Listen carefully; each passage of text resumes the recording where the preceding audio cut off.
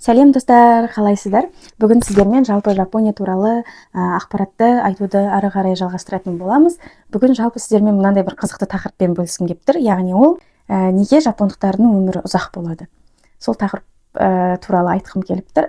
Қызықты ақпараттармен бөлісетін боламын. Ал сіздер біздің парақшаға тіркеліп, пікірлеріңізді жазып, жүрекшені басып, бізді қолдап отырыңыздар. Ал ендеше бастайық.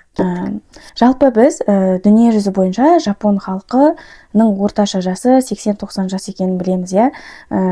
Басқа елдерді де сондай таң қалдыратын әртүрлі ақпараттар бар. Неге жапондықтардың өмірі ұзақ болады деген сияқты.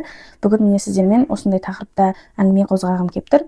Яғни мен осы тақырыпты нақты әрі нақты болу үшін осындай бірнеше мынандай бөліктерге бөліп сіздерге айта кетейін. Ал сіздер барынша енді айтқан сөздерімнің майын өздеріңізге ала отырыңыздар. Ең біріншіден, яғни ол бәріне белгілі, адамның іші қандай болса, сырты солай болады деп айтады ғой. Яғни ішіне қабылдаған дүниесі сыртқа солай, жүзіне, денесіне, былай жалпы сөзіне, бәріне шығып тұрады деген сияқты. Яғни біріншісі, яғни ол тамақтану. Мысалы, дүние жүзіне біз белгілі Жапонда ерекше пайдалы тағамдар өзінде өндіріледі, өздері жасайды әртүрлі, иә.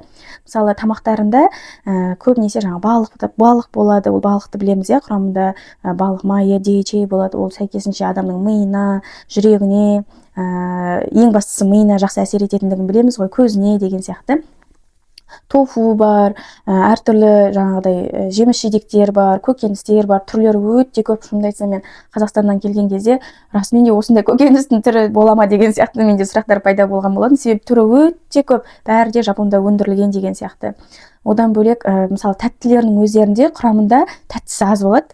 Сондай бір ерекше жақсы да. Мысалы, мен осы Шыңжаңға бізден тапсырыс алған бір қыз келіншек бар болатын. Соның баласына тәттісін беріп жіберіп едім. Соны деген мақтанып, өзім де күшті қылып жеп алдым, неткен керемет күшті деп айтқан болатын. Сондай тәтті кәмпиттердің өзінде тәттінің құрамы азырақ болады, майы азырақ болады. Одан кейін ең бастысы, мысалы, адамдар, біз енді қазақтар ет жейміз, қамыр жейміз, ұн жейміз, нан жейміз деген сияқты, біз тойып алғанша бүйтіп жеп аламыз ғой. А жапондықтарда олар тойуына 80% ғана тояды. Одан кейін барып, тек қана оны тамақты былай ойлап қарасаң, олар мен тойып жеп алайыншы деп жемейді, олар оның энергия көзі ретінде санайды. Сол үшін олар өздеріне сондай тамақты қабылдайды екен. Ол біріншісі, иә. Одан кейін жаңағыны айтып кеттім, балық өнімдері, ол сәйкесінше омега, яғни DHA, ол адамның жүрегі мен миына өте жақсы жұмыс істейді. Яғни сіздің жүрегіңіз таза, жақсы, дені сау болатын болса, миыңыз жақсы, анық, бәрін жақсы түсініп, жақсы болатын болса, әрине сіздің өміріңіздің ұзақ болатындығы енді айтпаса да түсінікті деп ойлаймын. Келесі, яғни бұл біріншісі, тамақтану. Екіншісі, олардың өздерінің өмір салты. Лайфстайл деп айтады ғой.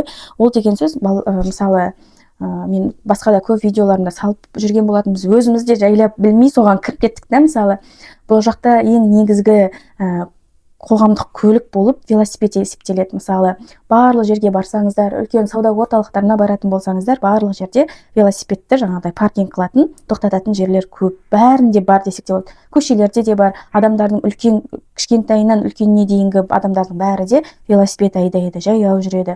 Көлік негізі көп адамдар ұстағанды жақсы көрмейді. Бір жағынан, мысалы, көліктің бағасы арзан болғанмен, оны күту, тоқтататын жері бар, әртүрлі сақтандыру, тағысы бар деген сияқты, олар қымбат болады. Бір жағынан сол болатын болса, екінші жағынан олар сондай бір салауатты өмір салтын ұстану мақсатында сондай активті өмір сүреді екен. Яғни велосипед айдайды, көп жүреді, таза ауаға көп шығады, орманға көп шығады. Жапондықтарда мынандай түсінік бар екен, орман терапиясы деген сияқты.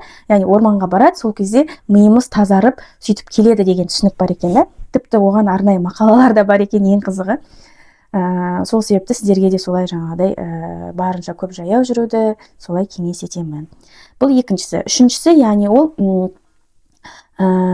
мықты қоғамдық байланыс. Бұны қалай айтамыз? Мысалы, жапондықтар танымал, мысалы, отбасын құру аз, үлкендерді жастар ауылдарға тастап кетіп, өздері қалаға жұмыс жасайды деген сияқты түсініктер бар. Бірақ оған қарамастан адамдар бір-бірін ойлап жүреді. Мысалы, отбасылық байланыста бар. Одан бөлек, мысалы, бір қоғамдық орындарға, бір қызмет көрсету орталықтарына баратын болсаңыздар, халық сіздерді ерекше ойлап тұрады да.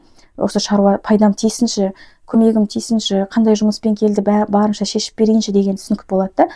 Мысалы халыққа қызмет орталығына барған кезде, мысалы сен бір қағазыңды ұмытып кеткен күннің өзінде де саған бұл мәселені шешіп береді, барынша шешіп беруге тырысады, екінші рет жасайды, болмаса тағы деген сияқты осы мәселені шешуге тырысады. Біз жақтарда мысалы Қазақстанда айтады ғой, бір қағазыңды ұмытып кеттің бе, болмаса жоғалтып алдың ба, оларға ол қызық емес, сен соны тауып әкел, сонда ғана жұмысың бітеді дейді. Оны сен таба алмайсың, ол жоқ да деген сияқты. А Жапонияда керісінше сені жағдайыңа кіріп, соны түсініп, саған барынша солай көмек беруге тырысып отырады.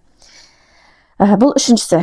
Келесі, яғни ол жаңағыда денсаулық сақтау жүйесі, яғни бұны біз білеміз, айтпасам да ол түсінікті шығар. Жапония сол әлемдегі ең денсаулық сақтау жүйесі жақсы құрылған, дұрыс құрылған мемлекеттердің бірі болып саналады. Алдын ала, мысалы біздің елдерде көбінесе ауруларды неге кеш анықтайды? Себебі адамдарда жүйелі түрде жылына 1 рет, 2 рет тексерілу деген түсінік бар да, бірақ олар жасамайды да. Мысалы ұмыт кетеді, жұмыс басты болады, қарбалас болып кетеді. Ал Жапонияда тіпті менің өзіме мынандай бір қағаздар келеді. Мынандай маған қағаз келген болатын. Мысалы менің атым жазылып тұр, одан кейін біз тұратын Йокохама қаласының әкімдігі жіберген, яғни әйелдердің тексерісіне байланысты осындай қағазы бар, ішінде түсіндірмесі бар. Мына жерде міне айтылып тұр, көп әйелдер қазіргі уақытта 20 жастан асқан әйелдердің, мысалы осылай әйел қыз балалар ауырады ғой, сол жағы көбейіп бара жатыр деген сияқты. Соны ескертіп, мысалы осындай тексеріске қағаздарын жібереді. Яғни бұл бір қарасақ, сенің неңді де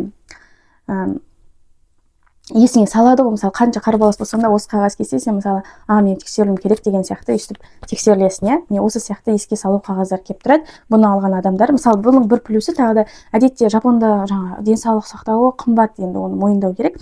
Бірақ мысалы мына қағаздарды алып барсаңыздар, мына жерде мысалы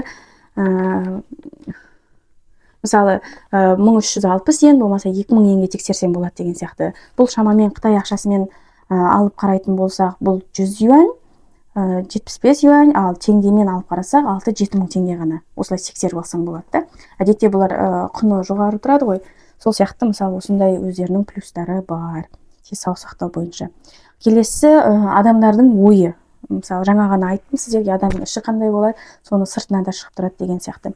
Бұлардың ойында мысалы икигай деген түсінік, енді бізде кең таралған ғой, жапон десе дереу икигай деген сияқты түсінік еске түседі. Бұл деген сөз адам өмірінің мәнін табады. Ең алдымен ол қоғамға қызмет жасайды. Жапонияда сондай кайша деп айтады, кайшаин деген сияқты түсініктер көп қалыптасқан. Бұл деген сөз сондай бір қоғамға жұмыс жасайын деген сияқты, қоғамға пайдамды келтірейін деген сияқты түсінік. Ал одан кейін барып икигай, яғни ол мен өмірімнің мәнін, яғни қалаған дүниемді жасайын деген сияқты. Сондай түсінік жақсы қалыптасқан да. Жалпы өмірдің мәнін түсініп, сол бойынша өмір сүру, Келесі, 6-шысына келіп қойған екенбіз, яғни ол таза және де қауіпсіз қоршаған орта. Оны мен мысалы сіздерге көп айтыла беретін тақырыптарды айтуым мүмкін, бірақ бұл өте маңызды нәрселер. Мысалы сен қоршаған ортаң таза болатын болса, сенің миың таза болады ғой. Мысалы сен көшеде тіпті зерттеулерде бар, мынандай мысалы бала егерде шашылып жатқан үйде өсетін болса, оның миы да сонда шашыраңқы болады екен да. Ешқандай нәрсеге былай нақты шоғырланып жасай алмайды деген сияқты әртүрлі түсініктер бар да. Сол сияқты егерде сен көшеде жүріп бара жатып, сенің жүрген ортаң, жүрген жерің қауіпсіз, таза емес болатын болса, әрине енді адам қалай миы тиянақты, егер адамда өмірі қорқыныш болатын болса, әрине ол бір жақсы дүниелерді, жақсы белестерді бағындыра алады деген ықтималдылық өте төмен болады. Сол себепті Жапонияның тазалығын енді мен айта кеткен жөн деп ойлаймын. Әлемге танымал дәретханалары бар, мен оны өзімнің видеоларымда да көп көрсетіп сіздерге айтып жүрген болатынмын. Сол мысалы менің айтып жатқан сөзіме дәлел. Жалпы осындай нәрселерді сіздерге атап өткім келді.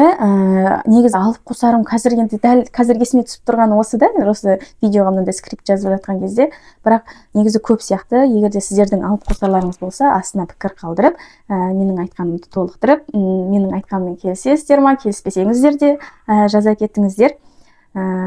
Сол бүгінгі жалпы айтайын дегенім осы. Назар қойып тыңдағандарыңызға көп рахмет.